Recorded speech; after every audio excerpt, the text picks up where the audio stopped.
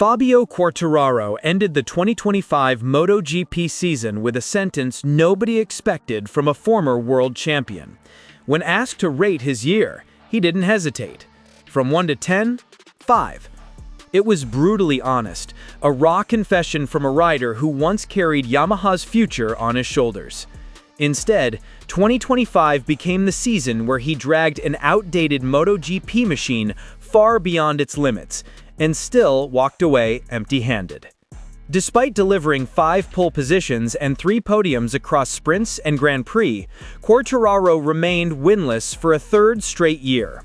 Yamaha slipped to last in the manufacturer standings, overtaken even by a rebuilding Honda, and while he often muscled the M1 to the front on Saturday, that fragile speed evaporated the moment the red lights disappeared on Sunday. It was a difficult season, of course, Quartararo admitted after the Valencia finale.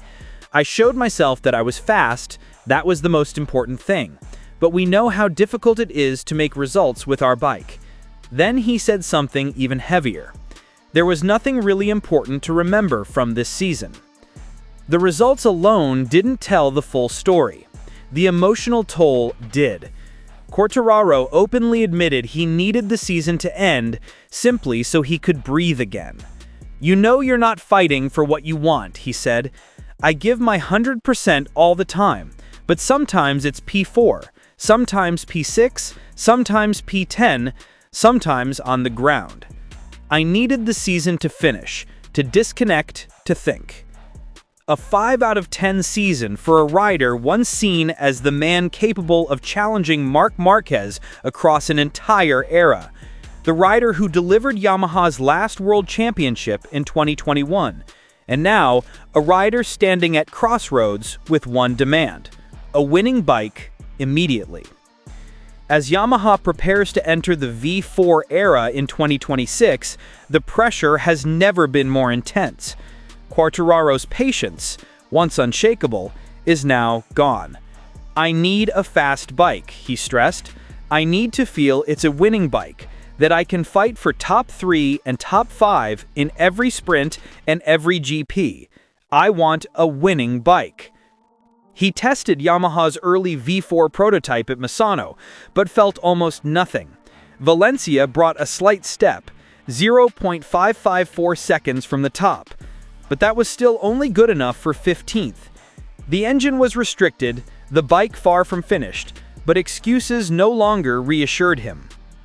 For Valencia, I knew the bike would not be completely ready. February at Sepang, that's where the bike will almost be the one we race. It's super important to have what I want at Sepang. The next month may be the most decisive of his career. Yamaha enters the Sepang shakedown with concessions, giving Quartararo early access to the bike. Those 3 days could determine not just his 2026 season, but the rest of his MotoGP future. His contract expires at the end of 2026. When asked whether he was willing to wait for Yamaha's V4 to mature, his response was blunt: "I have no time. If it doesn't work, it will be time to make a change." Inside Yamaha, the fear is real. Aprilia has already made contact. Ducati is observing quietly. Honda is waiting, rebuilding, armed with patience and a huge budget. The entire 2027 rider market is forming around one question: will Fabio Quartararo leave Yamaha? He addressed the uncertainty directly. "I don't know if the bike will be ready before round 1 or not. But with Tom, I talk a lot, because it's what I have to feel from the inside. My commitment is to improve our current bike. Yamaha is a family. But of course, I will be thinking about myself, and I will need time to decide for 2027. Quartararo's frustration has sharpened year after year. Public criticism turned into visible post-race anger. He wants to win now, not in 3 years. And that urgency sometimes spilled into Yamaha's debrief room. Team director Maio Marigali acknowledged it openly. "He's manageable. Fabio sometimes says things that are off the mark. He speaks in the heat of the moment. He explodes for 5 minutes, says what he needs to say, then regroups. Behind closed doors, Yamaha's patience was thinning. Paolo Pavesio added, "Fabio complains too much. He should look at the statistics of how close he is to rivals." Even more surprising were Yamaha's reflections on his early years. Meregali recalled how Quartararo stunned the paddock the first time he rode the Petronas Yamaha. He was instantly fast, and when he joined the factory team, he immediately became world champion. The talent was never the issue, the bike was. But their relationship had entered dangerous territory, and everything detonated when the first V4 prototype arrived. This is where the story takes its most dramatic turn. According to reports from inside Iwata, Yamaha believes the current M1 lost its identity and that Quartararo's aggressive demands were a major cause. Insiders told Paddock GP that his feedback pushed engineers to stray from Yamaha's traditional DNA: smooth power, corner speed magic, predictable stability. In a desperate attempt to keep up with European V4s, Yamaha tried to morph the M1 into something it never was. The accusation was shocking. The current M1 had lost its original DNA because it tried to become the bike Quartararo wanted. Journalist Simon Patterson reinforced this on the Race MotoGP podcast. By letting Andrea Dovizioso and Augusto Fernandez shape the V4 instead of Fabio, the bike has become more Yamaha than the current M1, because Fabio twisted the M1 into what it is now. In Yamaha's eyes, Quartararo distorted the M1.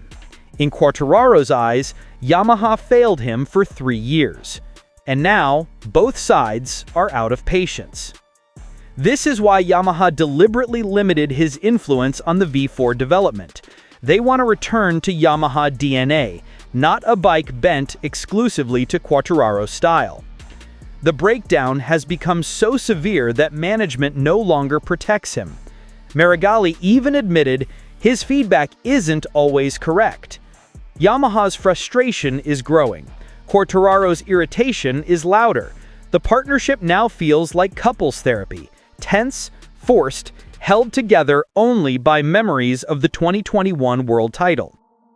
Despite the disagreements, Yamaha insists the V4 project is progressing. Meregali acknowledged setbacks, but emphasized the foundation is strong. In a month and a half, we completed the wildcard tests without technical issues.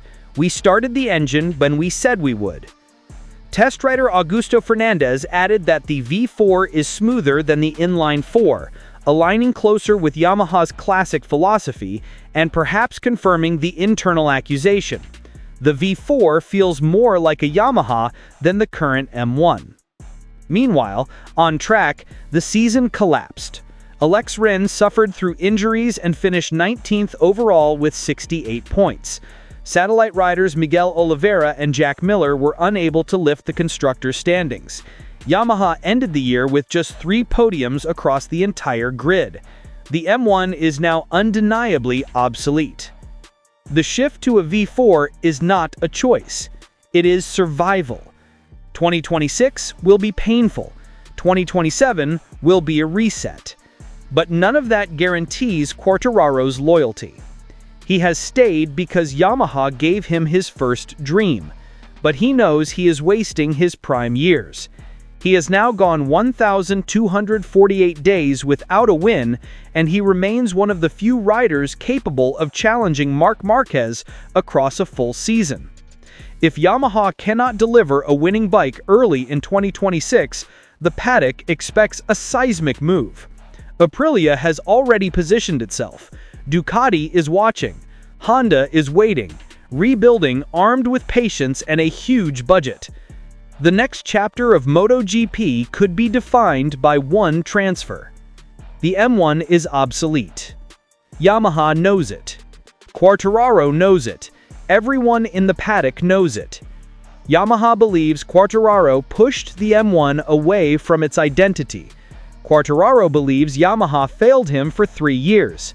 And now both sides are out of patience. The V4 is their last chance to repair the relationship or end it. What happens at Sepang will decide everything. If the V4 is fast, Quartararo stays. If not, he walks, and MotoGP will experience one of the biggest rider market earthquakes in a decade. What are your thoughts? Let us know in the comments below.